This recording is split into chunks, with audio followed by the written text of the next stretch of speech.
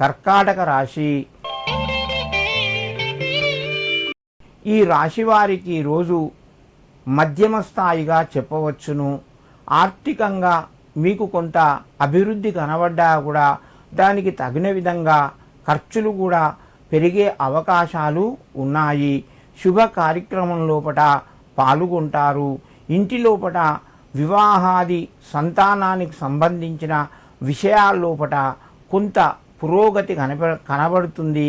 మీకు ఆనందం కలుగజేస్తూ ఉంటుంది. మిత్రుల ద్వారా కొన్ని జాగ్రత్తలు పాటిస్తూ స్నేహాన్ని కొనసాగించండి.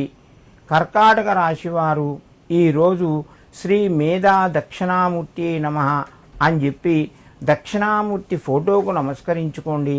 లేదా దక్షిణామూర్తి నమః అని చెప్పి 5 సార్లు చదువుకొని మీ పనులు ప్రారంభించండి. మీకు మరింత శుభయోగం కలుగుతూ ఉంటుంది. సింహరాశి. ఈ రాశి వారికి రోజు పరిస్థితులు అనుకూలంగా ఉన్నాయి. కొంత మటుకు కష్టాలు తొలగినట్టుగానే చెప్పుకోవచ్చును. ఆర్థిక పరంగా తొందరపడి నిర్ణయాలు తీసుకోకండి. ఎందుకంటే రుణ బాధలు పెరిగే అవకాశాలు ఉన్నాయి. ఆలోచించి కొత్త పెట్టుబడులు పెట్టండి. దానివల్ల మీకు కొంత కలిసి వస్తుంది. లాభాలు పొందుతారు.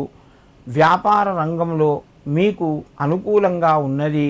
నిరుద్యోగులకు ఉద్యోగ ప్రయత్నాలు కొంతవరకు ఫలిస్తాయి. కుటుంబ సభ్యుల మధ్యన ఆరోగ్య పరిస్థితులు మెరుగుపడతాయి. సింహరాశి వారు ఈరోజు దత్త కవచాన్ని వినండి. మీకు మరింత శుభయోగం కలుగుతూ ఉంటుంది. కన్యారాశి. ఈ రాశి వారికి రోజు మధ్యమ స్థాయిగా చెప్పవచ్చును. ప్రయత్నాలు కొంతవరకు ముందుకు వెళ్ళి ఆగే అవకాశాలు ఉన్నాయి. మిత్రుల ద్వారా శుభవార్తను వింటారు.